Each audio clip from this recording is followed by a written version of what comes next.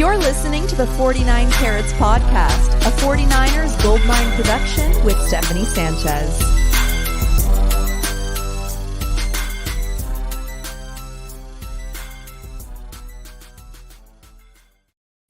What's going on, everyone? Welcome to another edition of the 49 Carats Podcast. I'm your host, Steph. It is Thursday, May 30th.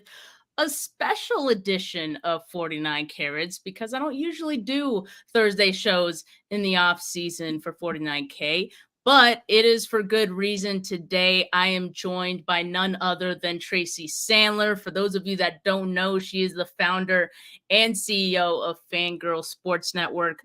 Sports content tailored for and created by women. We love that. We also love that Tracy's been down in the trenches at these 49ers OTA practices that have been open to the media. So I am excited to get some intel from her today. But Tracy, how are you doing today? I am good, Steph. Thank you for having me. And I have to just say, because we haven't talked, at least online since then, it was so cool to see you in the schedule release. That was amazing. So I'm sure you've talked about it, but it was so cool. So I just had to bring it up. Yeah, probably one of the coolest moments of my life. I don't think I could ever top that, but I'm okay with that. I am totally okay with that. Yeah, shout out to everyone in the live chat. Make sure you guys keep the live chat popping. Make sure you like this video if you haven't yet. Appreciate you guys. But Tracy, right off the bat, I think we got to talk about something that just recently happened. I mean, Jauan Jennings getting his new deal yesterday. He is back in the fold, back. That picture, by the way, is like my favorite. I just love that photo of him. It's a great picture. So Jauan Jennings. Hi. It's very Jauan Jennings-like. So, which, you know, everything he does is very Jauan Jennings. I don't know how to explain it other than saying that. But yeah, obviously, like, this is maybe not the wide receiver deal a lot of 49er fans were expecting. It certainly isn't the Brandon Aiyuk deal. But, I mean, I think this tells us the 49ers don't have an issue in investing in their wide receiver room. They already have Debo tied up to his extension. They're negotiating Brandon Aiyuk's contract. Jauan Jennings was on tap to be on a one-year tender. Instead, you know, they give him this 2-year extension, which is really a one-year extension. And so I think this kind of tells us that maybe they want to use their wide receivers a little bit more. Is there maybe, do you feel like there's a change in philosophy a little bit? Maybe more passing, maybe more 11 personnel with this group? Oh, so I wasn't sure. You're going to keep going. Well, it's so funny. I have Matt Mayoko on my podcast tomorrow. So there's my shameless plug for the Tracy Sandler show of the day. But we talk about this. So I bring it up because it's a very interesting question. And I think, yes, I think we are seeing, first of all, you have a very different quarterback in Brock Purdy than what the 49ers have had in the past. And yes, he took over his starter 2 seasons ago, but in December. Then last offseason, he's rehabbing and he was always going to be the starter, but now he's got a full offseason to fully prepare. He's not rehabbing his elbow. So now the 49ers really see what they have in Brock Purdy and what he can do and how he opens up their offense. So yes, I think we are seeing a bit of a change in philosophy. And if you look to the future, well, I'm going to back up a little bit. First of all, you had a situation earlier this offseason with Kyle Juszczyk where the 49ers came to him and asked him to take a pay cut. They were able to work it out. They did the same ththing with Armstead. It didn't work out, but they were able to work it out. However, by going to Juszczyk and asking that kind of says that they were okay if they had to say goodbye to Kyle Juszczyk and the way that they use the fullback position. We're looking ahead to next year. They're going to have a lot of decisions that they have to make. And obviously that's been talked about quite a bit, but you're going to have a decision to make about George Kittle. You might even have a decision to make about Debo. However, if you have these 4 wide receivers, and I think we can all agree, we have Brandon Aiyuk, Debo Samuel, Jauan Jennings, Ricky Pearsall. If this works out and you have these 4 wide receivers that really spread out this 49ers offense, and then you can do things with Christian McCaffrey, it changes their philosophy. Because if you look at the tight end room, for instance, that used to be a place where you had to have tight ends 2 and 3 and this and that. It's George Kittle. And by George Kittle's own admission on Wednesday when he talked to the media, it's George Kittle, and then we'll see. And that's kind of where we are right now. So I think it does have a little bit of a change in philosophy. I think we're seeing how things may change. I also think it's the 49ers getting prepared for the future, but retooling and upgrading their offense now. Yeah, on the tight end position, I thought it was interesting. Obviously, they went after Brock Wright. That didn't work out. But after that didn't work out, we didn't see them make any moves to get another tight end in the room, at least anyone notable. I mean, I know they brought in Eric Sauber. Right. They brought in an undrafted free agent, Mason Pline, but not quite the level of Brock Wright, right? So I think that was interesting too, where then it felt like they were more than content with going with who they had in that room. And then you add in the fact that, of course, like they drafted Ricky Pearsall and Jacob Cowing. And at first, when I heard that Jauan Jennings wasn't there at OTAs and it had to do with him wanting, a longer term deal, I was like, that's risky. I don't know how that's going to go for him because of Pearsall and because of Cowing. But the 49ers still get it done anyway. So in their minds, it kind of just seems like they're okay with having all of these weapons. And I don't know if I can blame them. I mean, Jauan Jennings definitely deserving of that.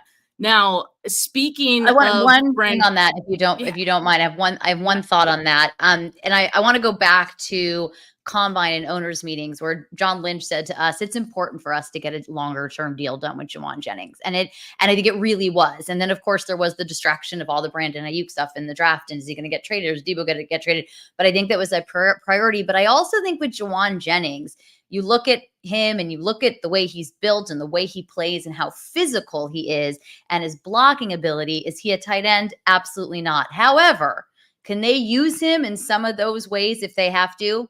Yes, they can. Sorry, that was just one thought I wanted to get out there. I've thought the exact same thing because when you look at kind of the disparity now at tight end, and you don't really have a blocking tight end now besides George Kittle, or at least a proven one. I think it does open up the possibility that we see Jauan Jennings maybe in that role this season. And I mean, come on, we know he can handle it. So yes. I think we're all comfortable with that. But yeah, so the next guy I think we're all expecting, we're all waiting for patiently, Brandon Aiyuk, right? They're in the middle of negotiating with him. As of right now, it's still early in the offseason, I think. But as of right now, the reports haven't been, too encouraging. But at the same time, there's been a lot of movement in, the wide receiver market. And I'm starting to feel like that. Look, at first, I wasn't a huge fan of that because I'm like, 49ers, what are you guys doing? Like, all these guys are getting paid. The market keeps going higher and higher. But now it's kind of plateaued a little bit, where I feel like with this latest and that we just heard about today, which was for Jaylen Waddle, I think that, it does help the 49ers in a way. And I'll just put this here on the screen. So Jaylen Waddle has a 3-year, $84.75 million contract extension that includes $76 million guaranteed. We don't know the final numbers yet. Of course, that tells us everything. I mean, usually these initial numbers are, there's a lot of gray area beyond this that we end up finding out later, the details. And so we don't have that yet with the contract, but I think early enough, like I see Jaylen Waddle and the type of player he is, the contributions he makes to the Dolphins, and I actually feel like this is a pretty good comparison to Brandon Aiyuk and the deal that he may eventually get. Now, we had seen the reports from Jeremy Fowler that Brandon Aiyuk wanted, maybe a little bit more than Amon-Ra St. Brown. I'm sure for the 49ers, they're looking at this contract and they're like, no, we actually think like something closer to this. Well, and it makes sense because the Dolphins are another offense that have so many weapons. I mean, it's a similar, there are a lot of similarities there. And so I think that makes sense. They may have to come somewhere in the middle on this. I do think a deal is going to get done. I'd be surprised if it doesn't. Part of the reason I feel that way is because we've been through this before with a number of players. on tomorrow's show. Matt Maiocco makes some good points as to why this is different. But I do believe that a deal is going to get done. I do believe the 49ers look at Brandon Aiyuk as their wide receiver one and a person that they want to be on the team for a very long time. And so it will get figured out. He is under contract. If for some reason they couldn't figure it out, in theory, he'd still play this year. But I don't think anybody wants a super disgruntled wide receiver, playing for your team for the entire season. And of course, that gets tricky. And would he hold out? And there's all kinds of things that happen there that can get complicated. So do I think something will get done? Yes. Do I hope it will get done sooner than later? Also, yes. And, one thing we saw with Deebo Samuel and we saw with Nick Bosa is Deebo Samuel's holdout was certainly shorter, but he was very open that it affected his season and it affected his play. Nick Bosa was also very open and Nick Bosa is Nick Bosa, so he is somewhat of a unicorn, but he was open that it really affected his play the first half of the season. So from the 49ers perspective, I think they'd probably like to get Brandon Aiyuk in there sooner rather than later. But by the same token, or the other side of that coin is what we just talked about.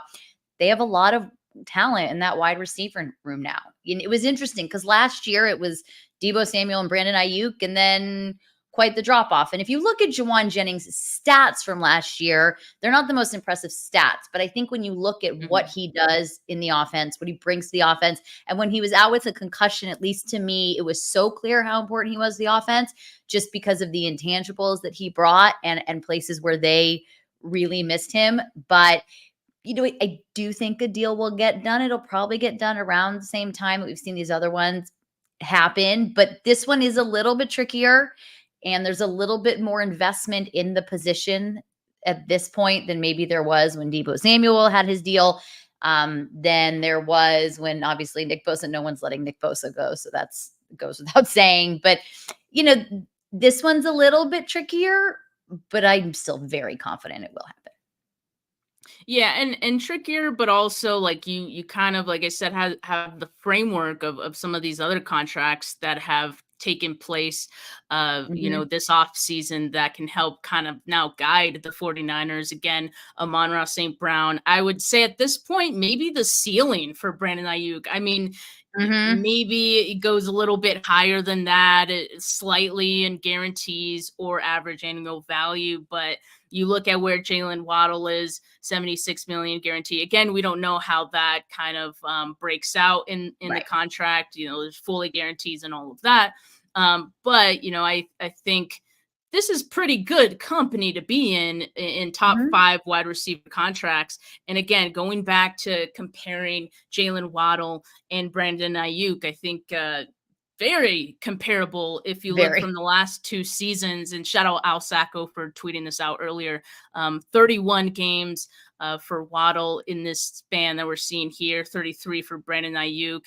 Very, very similar numbers, 221 targets for Waddle, 219 for Aiyuk, 147 receptions for Waddle, 153 for Aiyuk, 2,370 yards, Waddle, 2,357 for Brandon Aiyuk, 12 touchdowns for Waddle, 15 for Aiyuk. So I think this is great for the 49ers. Yeah, this I agree. Deal that came out. I think this is a best case scenario, actually. So do you think that with the 49ers getting some newfound money in the Eric Armstead release, they're due to get that June 1st, as it was a June 1st designation.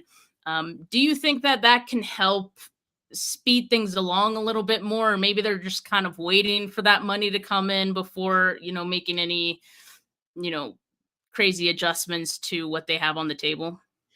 I mean, I don't know. I think they know what they're getting. They know the money is coming. So I don't know the fact that we haven't hit June 1st yet is what's holding this up right now. My assumption would be, and I think we've seen reports that they're not super close, like in terms of, numbers, but they know that money's coming in, and maybe once it's there, that will help. I don't know that really is the issue. I think honestly, more than anything, this is just how they do it. They do these deals in late July. This is just, they have a plan. They've stuck to their plan, and this is just how they do it. And so, we'll see if we get closer to training camp and it seems like they're not close at all. I think back, kind of digressing here, but I think back to Trent Williams when he signed, to remain with the 49ers the year after the trade. And when it was getting close down to the wire and there were multiple teams vying and it was down to 2, and he called Shanahan and was like, okay, here's the deal. And Shanahan was like, oh, hell no. I wasn't there. I'm just kind of assuming it's rephrasing.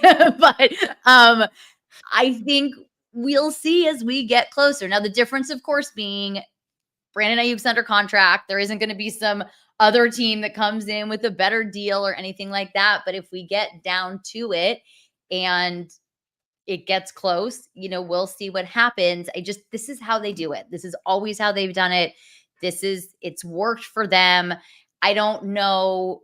I think under this one, a lot of people hoped that maybe they would just do it earlier and kind of deviate from the way they do it. But that's really just not what they do. And I would imagine we'll see this happen closer to training camp. Otherwise, you're going to have a holdout and all of the things. And I don't think anybody wants that. And, we'll see. I mean, we're certainly in, Instagram silliness season. And I imagine that will continue. Every time I see a screenshot of Brandon Aiyuk's Instagram, I'm like, a lot of the times I'm like, what does that even mean? I don't even think that means what you think it means. Like, he might just want lunch. Like, I don't know that every single Instagram story is this subtweet at the 49ers, but we're certainly in that season. But this is how they do it. And it's how they've done it it's how they did it with Kittle. And this is how the Lynch, Shanahan, Parag Marathe era does it. And I mean, so far it has worked. So they seem comfortable with it, even despite John Lynch, earlier in the offseason kind of expressing they want to get this done sooner. It's it's almost like they can't help themselves because it's how they've always done it. But I think I have another contract related question. And this one is in regards to Christian McCaffrey. I know this one surprised everybody, huh? It's a surprise. And I think we're still speculating on this, right? I don't think there's been any actual confirmation, any actual hard evidence or report to come out to say that Christian McCaffrey is not at OTAs because he wants more money. And certainly I think part of the reason that it hasn't been made a big deal quite yet is because OTAs, it's voluntary. We'll probably find out at mandatory minicamp a little bit more. And if he's going to be there, I assume he would be, but even still, I mean, if he wants a contract rework or extension, some guaranteed money, something like that. What's kind of your sense? Because I feel like, everyone, again, we're speculating, so everyone kind of has an opinion on this right now, but where are you kind of feeling on Christian McCaffrey? Well, I think what makes it a little bit jarring is there are two sides. On the one hand, Christian McCaffrey has been at every OTA since he's been a 49er. On the other hand, he's only had one other offseason as a 49er for him to come to OTAs. So it's one time. That being said, he was there. It was a big deal. He was there. There was a lot made of him being there. A lot of was written from OTAs and beyond throughout the season, how it sets the tone and all of that. So him not being there says something. So I think that's the first thing. Had he ended up being there this week, then okay, not a big deal. But it says something. I think what's very, up in the air to people, it says something. When Kyle Shanahan was asked about it last week, we had him for media, he kind of sidestepped it and said it's voluntary. And, with all our guys, it is voluntary. Who's here is here, who's not, whatever. And then we talked to the assistants on Wednesday, and I was talking to another assistant coach when this conversation took place. So I was not there for it, but it was reported by colleagues. And then I had Ted Wynn on my show last week, and he was there for it. So can confirm it actually happened. But Bobby Turner said, I stay out of the business side. So I'm not saying that there's some crazy conspiracy intel, but there's a reason Christian's not there. And it probably isn't a conflict. He is getting married soon, but not that I don't love to get into the social media stuff, but Olivia Culpa posted the other day, we're 1 month away, so he's not getting married this weekend. So, but he is getting married soon. So there could be things, that he's doing with that. And I'm sure he's training, but him not being there It is a little jarring. It's certainly something to keep an eye on.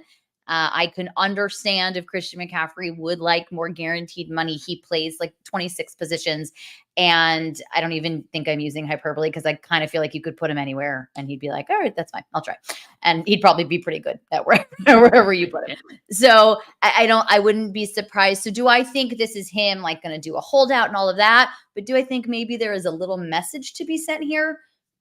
He's not there for a reason, and we have not heard what the reason is. And until we do, we'll see. I'm sure he'll be at mandatory minicamp, even in the very contentious Deebo Samuel contract negotiations. Deebo was at mandatory minicamp. Nick Bosa was at mandatory minicamp. They didn't practice, which was not surprising, and no one would expect that they would. But I'm sure Brandon Aiyuk and Christian McCaffrey will both be in attendance. Doubt they'll be practicing, but I'm sure they'll both be in attendance. To not go to mandatory minicamp but then you start losing money, and then you're kind of sending a message. I don't think Christian McCaffrey is looking to send that kind of message. But this is something to keep an eye on. It'll be interesting if we get to talk to him at minicamp and get a little bit more information on that. But certainly worth keeping an eye on. Yeah, definitely. And yeah, I mean, usually or sometimes when the guys come into the building, sometimes these deals end up happening. Like, maybe just talking it out in person could get the ball rolling a little bit better. And I mean, whatever Christian McCaffrey is probably asking for, I can't imagine it would be crazy because we talk about how crazy of a player Christian McCaffrey is. I think he's probably worth whatever he's asking for, if I had to guess. And, the 49ers probably comfortable paying that amount to him. They just got to probably figure out how to structure it. So it plays nicely with all of the other deals. And that probably is a big thing. They got to figure out Brandon Aiyuk, and they're going to have to pay Brock Purdy. I mean, there's a lot to figure out here. And a lot of these decisions are things that'll be made, after next season, most likely, but there's a lot to figure out. So I could totally see Christian McCaffrey just kind of making a little bit of a statement by not being there. I don't think he's going to hold out or anything, but it does make a little bit of a statement. But I think he also understands the business and the situation the team is in right now. Yeah, for sure. Well, let's get into OTA practices, guys who were there. Look, I saw yesterday, obviously Chris Forster spoke with the media. And then I also saw the reports of Jake Brendel, John Feliciano, both not there. Now, John Feliciano was there the previous week, so it was Feliciano filling in at center with the first team unit. But this week, with Feliciano not there, at least yesterday, it was Ben Bartch who was first unit. And to me, like, that was kind of surprising. I guess, like, I would have maybe thought someone else would be in that spot. And then you have Chris Forster having these glowing remarks on Ben Bartch and how he's looked this season so far. Is this a surprise to you as well? Or is this something you kind of have been seeing from Ben Bartch and just his, I guess, ascension with the 49ers? Real quick on Brendel, he has knee tendonitis, and you guys may have talked about that before, but just, I don't want someone listening and being like, oh my God, a diva center. Like, it's just, he's got knee tendonitis, which is why he's not there. I don't find it all that surprising. And part of it is that's what OTAs and mini camp and the beginning of training camp is for. And when you have guys not there, it gives other guys an opportunity to play, to get reps at a position, and for the 49ers to see what they have there. And I think Ben Bartch is someone that they potentially could be excited about. He could be one of those people that Chris Forster was talking about. He thinks you spend the high draft picks on the guys who catch the ball, and you can get offensive linemen later and develop them. And I don't necessarily disagree with it. And there was a lot of controversy about that on Twitter, which I know is shocking because Twitter never has controversy, but there was a lot of controversy about that on Twitter. But I get what he's saying. And I just think it's just not that surprising because this, like I said, this is an opportunity. Like, let's put Ben Bartch in there. We're excited about him. Let's see how he does at center. Let's see what happens. Like, they don't have pads on. No one's getting hurt. Like, let's see what we got. So it's not all that surprising to me. I think, by the same token,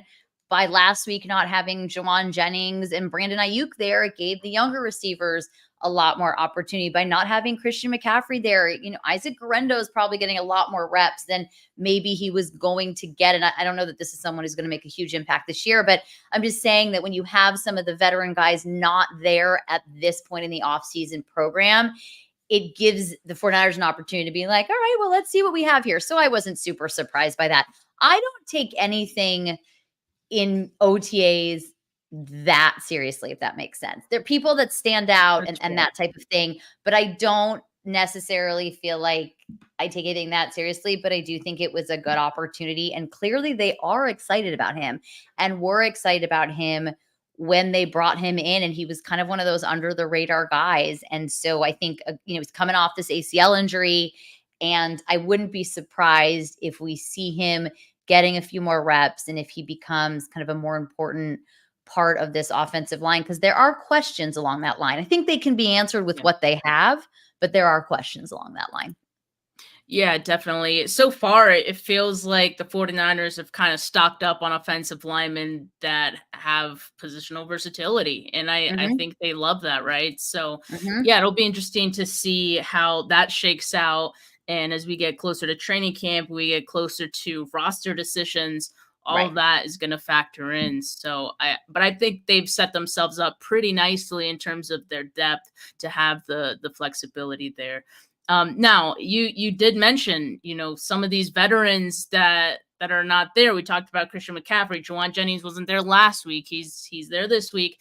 Brandon Aiyuk isn't there. Mooney Ward isn't there. So again, that does give the opportunity for guys, in particular, the younger guys who need all of these reps, I guess, to just kind of acclimate themselves and get comfortable. That's the perfect segue into the rookies, because I think the main position groups for me where, we talk about guys, the veterans who maybe aren't all there, wide receiver, corner, offensive line, even, how are these rookies looking? I mean, Ricky Pearsall, I've heard nothing but good things about him so far. And I'm like, man, is this too good to be true? Like, am I hearing all this right? What have you seen out of Ricky Pearsall? Well, I think Ricky Pearsall has been as advertised. And I think it's not too good to be true, because I have two schools of thoughts on this. On the one hand, I think where a player is picked, no pun intended, is irrelevant once he gets into the league. So you have the one hand of like Brock Purdy being the last pick in the draft should not be how people judge him now as a quarterback. People still do, but it should not be how they judge him as a quarterback. On the other hand, you have Ricky Pearsall, who is a first-round pick in a very deep wide receiver class. So he should be good, and he should come out there and be somewhat as advertised. And I think maybe 49ers fans are slightly scarred. Well, I guess that's not true because of Aiyuk, but there have been other high wide receiver or position player picks in the Shanahan era that have not turned out to be what everybody hoped they would be. Save Brandon Aiyuk, save Debo. But I think Ricky Pearsall has been as advertised. He's played a lot of football. He looks very comfortable out there. He and Purdy seem to be developing a little bit of a rapport. He was in a blue non-contact jersey Wednesday, but team source said, he hasn't missed any practice time. It's fine. So I'm assuming it's nothing serious or not even a big deal. But he does seem to be fitting in and playing well. And he's what they wanted, and they drafted him for a reason. And they drafted him over some other guys for a reason. And part of that is because he really fits this offense, and he fits what Kyle Shanahan likes to do. And so we are seeing that from him. So I think thus far, we're so early, but thus far he is as advertised, and he has been impressive. And I think he's someone, in my head, there are two rookies that can make a real immediate impact in 2024. He certainly is one of them.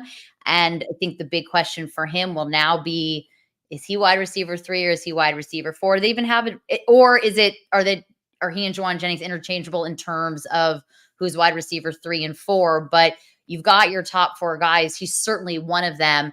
But as a reminder, he is a first-round pick. And I think kind of we forget that. So, yeah, he's a first-round pick, and he looks like a first-round pick wide receiver. Yeah, that's really exciting. I do love to hear that about Ricky Pearsall. I know, with Mooney Ward not there, I would love to see him going up against Mooney Ward. We'll see that in training camp. Have you seen him going up against Lenore, for example, at any point? You know what? I'm trying to think. I cannot confirm, to be honest. Okay. I can't fully confirm that I've seen him up against Lenore. The fact that I don't remember it makes me think no, but also I feel like it would be really strange of him not to have been going up against Lenore. He had to have, because Yeah, at least he's once. been in the first team offense. He's caught passes from Purdy, so he's had to have, you know, gone up against Lenore, who, by the way, looks very Diamador Lenore in OTAs. As Diamador Lenore as you'd want him to look. He looks great. Right. The corner Schmidt's another, I think, a very interesting room. Which hopefully doesn't mean he's gonna get fined for. No, I don't think there's any fine. Too much. No. The infamous picking up OTAs where he left off. minicamp video. Yeah, for sure. But yeah, love to hear that about Lenore as well. And yeah, I'm hearing the connection between Brock Purdy and Pearsall has been looking pretty good as well. So that's also exciting. And I know those two had been working together even before OTAs. Yes. So, you know, starting that chemistry off a little bit early. Now, cornerback, Renardo Green. We mentioned Mooney Ward, not there. Renardo Green, I've heard, has been, you know, he looks the part as well. He was second round pick. So again, you could maybe expect this out of Renardo Green. And I think just the physicality that he plays with, a certain mindset that he plays with, that translates well into the transition into the NFL, in my opinion. So to me, it's not very surprising that, you know, he seems to be looking good as well. What have you seen from Renardo Green that could get us excited?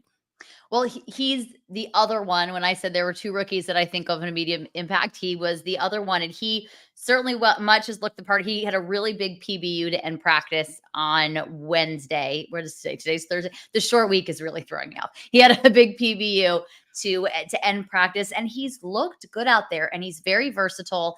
And something that I thought was interesting, you know, a couple weeks ago when we talked to Nick Sorensen, he said, of course, they're planning to start him on the inside.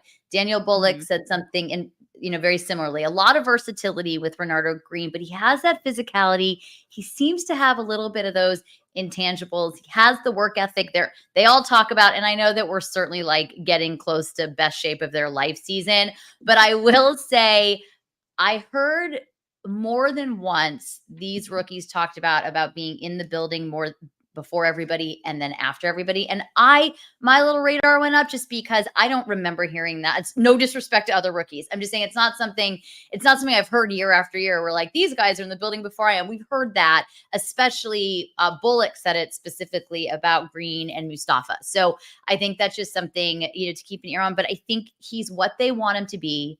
And I think in a perfect world for San Francisco, Renardo Green can start the season at nickel and have Diamador Lenore or Intravarious Ward on the outside.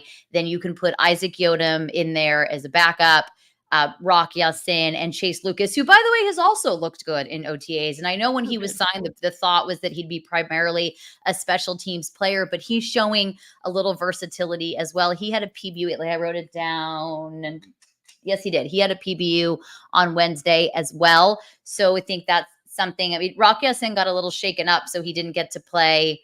You know, he didn't get to be out there as much. And then Luter, and I think we forget about Luter because he was hurt for so much less season. He had an interception on Wednesday, and I think this room is going to look very, very different. I think they're going to move on from, you know, a couple of guys, and they've upgraded that room. They made it very clear in their free agent signings and in their draft that they want to make changes. So again, I think in a perfect world, you have Green as the starting nickel with Ward and Lenore on the outside, or maybe just as perfect a world, Green is so good on the outside and you know Lenore is so good on the inside that is the combination. But either way, I think he's everything they've wanted him to be, and he just looks comfortable. That's, I think, the best way I could put it with him. He looks comfortable. He doesn't look lost. And I think we've seen the last couple of years, it's taken a little bit more of a ramp up time for some of the younger corners. And Lenore certainly caught up and has become a tremendous cornerback in this league. But Green doesn't look that way. He looks just comfortable and fitting right in. And I think it's going to work out exactly as they want him to. So that's what I've seen from him. And I'm pretty excited about that one. I think that was one that I was excited about when they drafted him. And I think it'll be kind of I think it'll play out just as they want it to.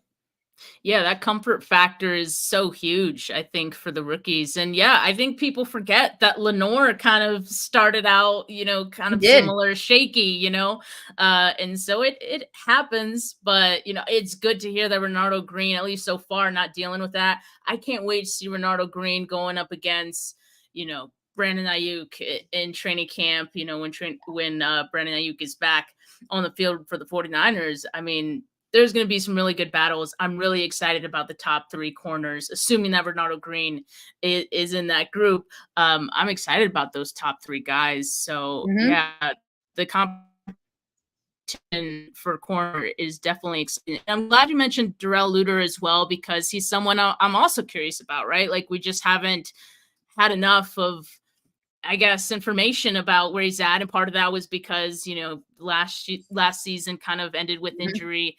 And so, yeah, hopefully this year he can make some noise too, because since they added more competition, it is going to be an uphill battle, I think, for everyone, but especially those guys that maybe have been unproven, in the past. So definitely something to keep an eye on throughout this offseason. Now, going back to offensive line, I know we mentioned Ben Barch, we talked about the centers, but aside from that, obviously John Feliciano, when he was there last week, being able to take that center spot, that did open things up for Dominic Pooney to then get, maybe some extra reps at right guard. What do you see in Pooney so far? I know, like, body type wise, he definitely looks the part. But when you see him, next to everyone else on this line, how is he looking? What's his comfort level? I think he's a little more raw, and that's not a bad thing. I don't say that as a bad thing. And I think rookie offensive linemen, for the most part, are a little more raw, unless you do get one of these guys who's getting picked in the top 10. Like, I just think it's that kind of position. I think he is a good fit for the 49ers. I think he has good size. I think he's someone they can develop. I don't know that he doesn't seem necessarily, at least yet, granted we're second weekend OTAs, but necessarily so comfortable that they'll just throw him on in there. But it will be interesting to see how he develops and how a player like him takes the 6 weeks off between, mini camp and training camp. And what does he do with that time? What does he learn the offense? Does he learn how they do things? It'll be interesting to see. But I think the talent is there. I think the versatility is there. I think the fit is there.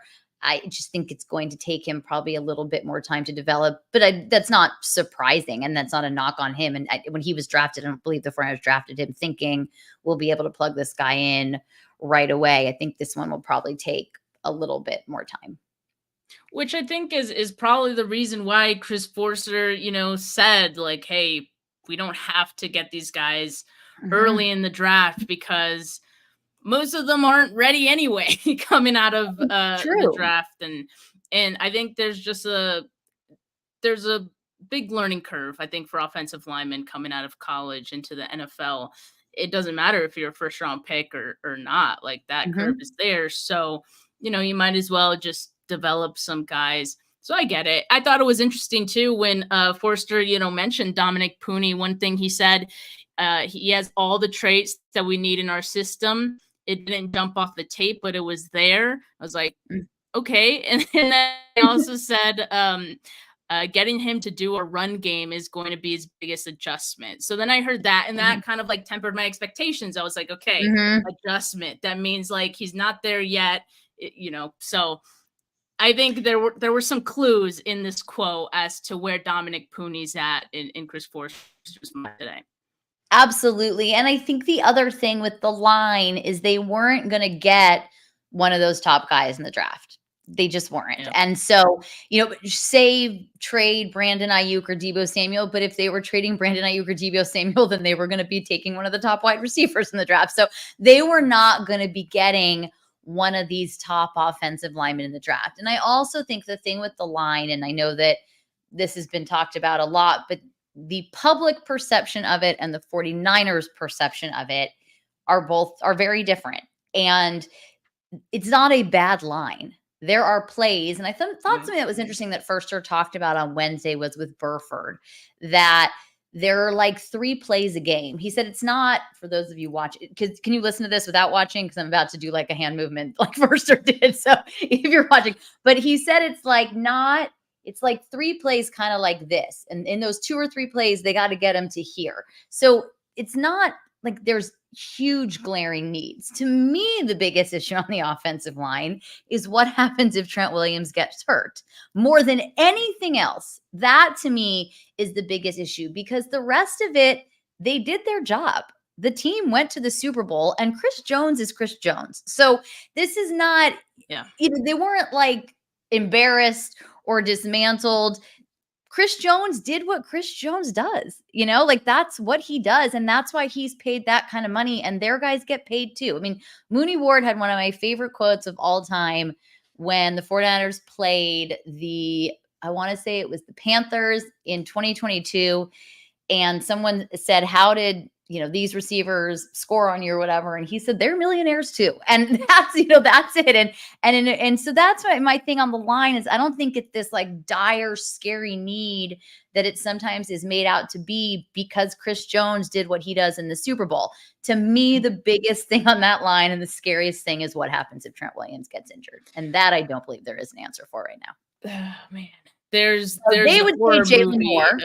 But yeah, I mean, there's a horror movie you could make about what would happen if Trent Williams is not on this offensive line. I mean, that's how scary that thought is. But yeah, I'm with you. I mean, and I think continuity is important too. I mean, I think the offensive line last season as a whole kind of did get into a groove as the season progressed.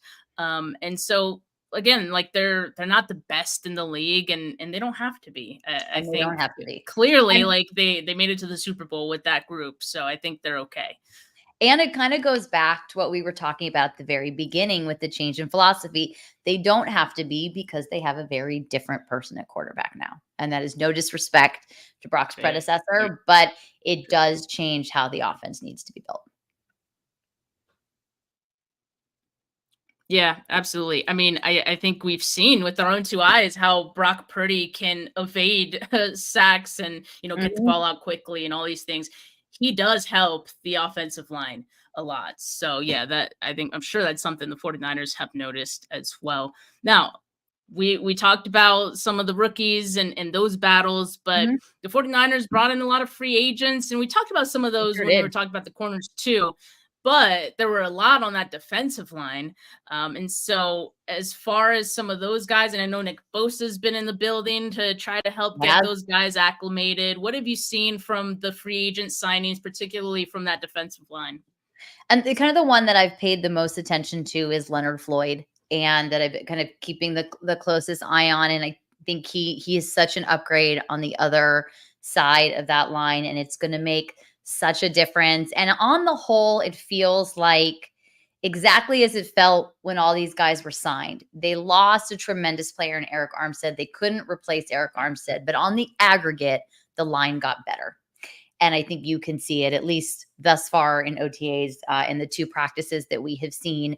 We've seen them get better. And I think it's going to be kind of fun to continue to watch that in mini camp, in training camp. Someone in training camp that I'm really kind of excited to keep a close eye on is Devondre Campbell, because I feel like that has the potential to be one of these like really great stories. He came here, and I know he just seems to be having such a good time, but you can see the difference on the line. Even watching them in drills, you can just see it. I see guys really, they do their drill and then they come to the side and they're practicing their technique. And I'm not going to do it, not as good as my Chris Forster hand movements, but they're talking to each other and practicing their technique and going up against each other. And you can just kind of see this meshing, so to speak. And I think it really does help having Bosa there. He practiced last week. He didn't practice at least on Wednesday, but he was there. And I think that does make a really big difference, but you can just kind of see it. And, maybe there is something to be said for having this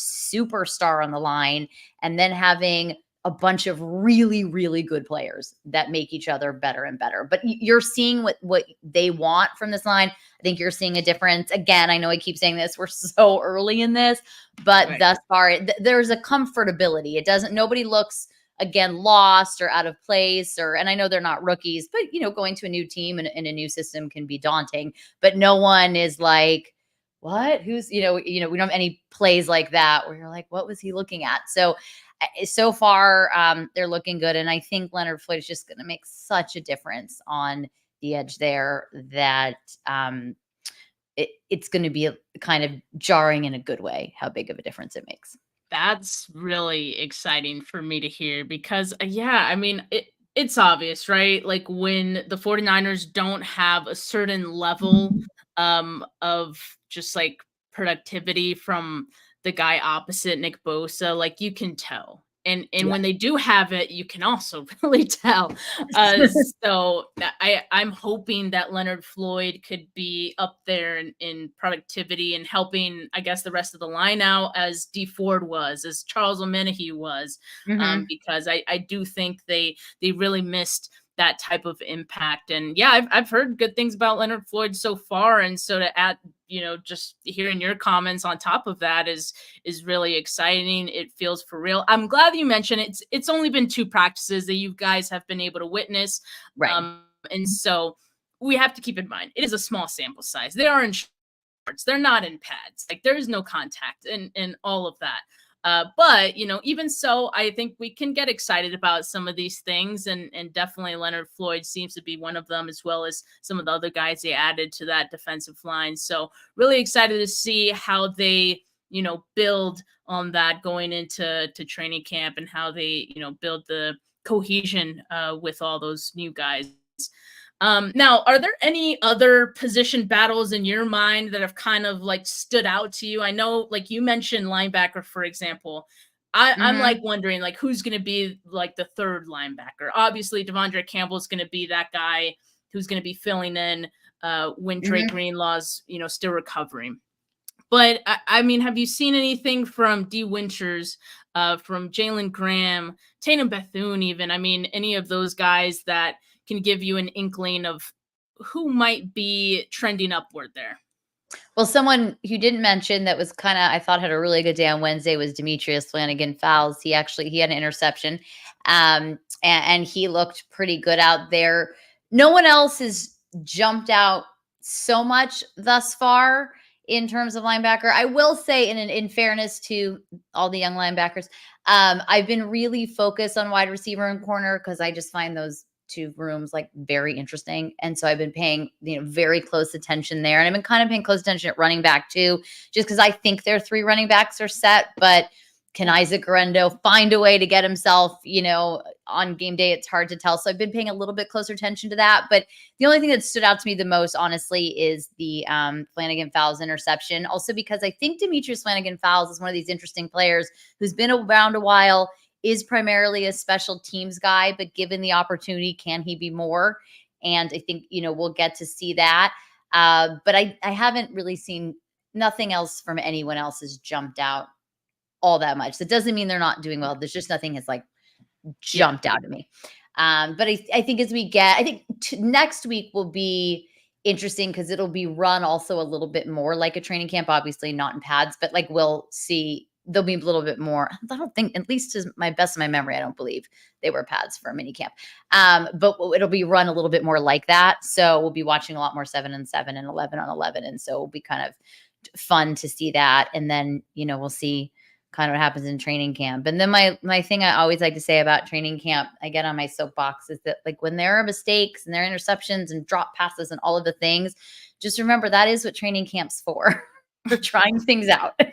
So not everything works. So just remember that. But back to your initial question, those are kind of the guys that have jumped out at me. But I will be keeping a pretty close eye on those linebackers at the beginning of training camp because that becomes a really interesting position. The Dre Greenlaw injury makes that a very interesting position. And then the other thing that, of course, gets interesting with that position and at corner is who can play special teams and play it well, because those will be the guys that when it's close between 2 people, the guy who can will make the roster over the guy who can't. So that's something I always kind of like to keep an eye on in training camp as well.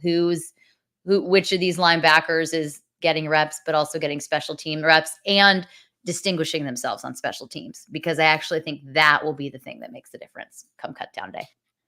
Yeah, and I'm glad you mentioned special teams because like early in the off season, it seemed like the 49ers were losing a number of, special team guys that were good for them before Charlie Warner, Ross Dwelly, guys like that. And the 49ers then kind of brought some guys back, DFF being one of those guys, George Odom. And then they also signed a number of guys. You mentioned Chase Lucas earlier. And so I thought they did a good job of replenishing the special teams unit. And I'm actually excited about that group this year. Now, I did want to ask you about the returns. Obviously, Brian Schneider talked about that in his presser yesterday. I do like his enthusiasm and him also just admitting that, like, when he first heard about the rule change, feeling a bit of anxiousness. I totally can understand where he's coming from there. But then kind of turning it into this excitement of like, hey, we have the opportunity to do something no one's ever done before. That is exciting. So from what you've seen so far, as far as who's in that group, because Brian Schneider did mention we have a lot of guys. They do. All of a sudden. I'm sure right now it's just feeling out everyone and to see, who kind of looks the strongest there. So who have you seen back there so far and who looks comfortable? Because that's important too. Yes, it's definitely very important. There have been a lot of guys back there. I mean, there's one person that I keep forgetting that he's back. I mean, I don't forget long because then I see him on the field, of course, but Trent Taylor, who has the most experience of it of all of them.